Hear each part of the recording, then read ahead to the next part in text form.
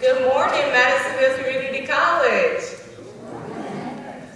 Oh goodness, guys, you're still asleep.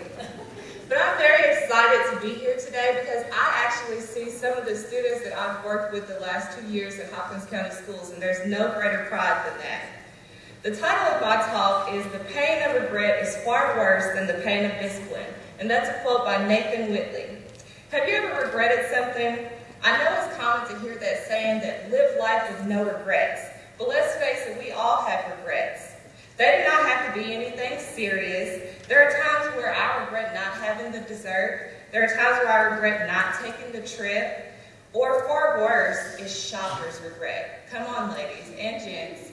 You know, you say, I'm not going to get it, it's too expensive, and you think, I'll go back to the store when it's 60% off, and then you go back and they don't have it. That's the worst regret of all.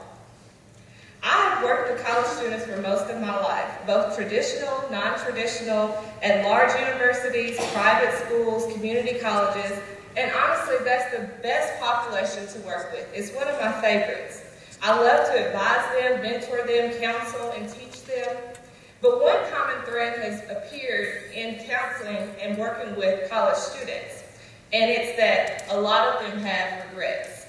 You see, they'll say things to me like, I wasn't disciplined, they didn't attend class, they didn't take notes, they didn't ask their professor for help when they needed it, they didn't go to tutoring, they didn't take college seriously, and the list goes on and on.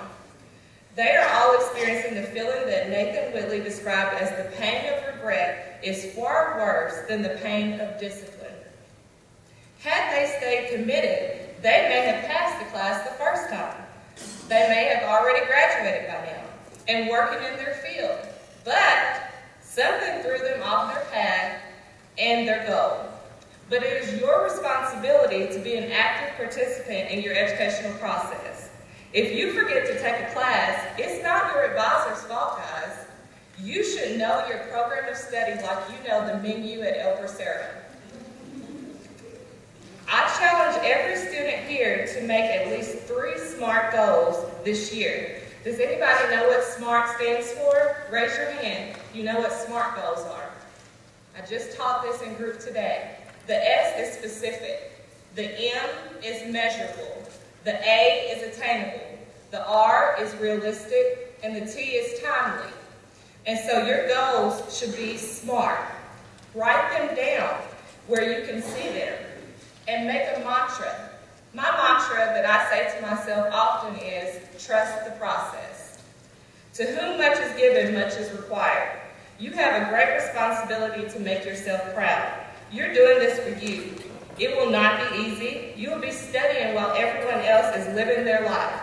You will log on to social media, and it will appear as though life is passing you by. Everyone else is out having fun, and they've already supposedly figured it out. Ignore this. Remember, perception is everything, and people only show you the sides of themselves that they want you to see. There will be discouraging people. Some of those people may even be family members. They'll question, why now? You had your shot. Why are you doing this? It is not for them to understand. Those same people will be at graduation cheering louder than anyone and will be so proud. You all are sitting in this space today because you have done something great. You have made the decision that your best is yet to come. Nothing worth having comes easy. Know that people are always watching you. They are noticing who goes the extra mile, who is dressed professionally, who is an excellent communicator, and who works well with others. My first college class, my instructor came in and said, here's the A row, the B row, and the C row. Guess where I was sitting? The C row. But you can bet that next class I was in the A row. You guys do not just come and leave this campus. Join a club, eat lunch in the cafe, schedule a meeting with your faculty, and introduce yourself to the president. So I don't want to take up too much more time, but I do want to tell you guys that everything that you do has a purpose. If I can do it, you can too. Everything we do matters, and hold the vision, trust the process.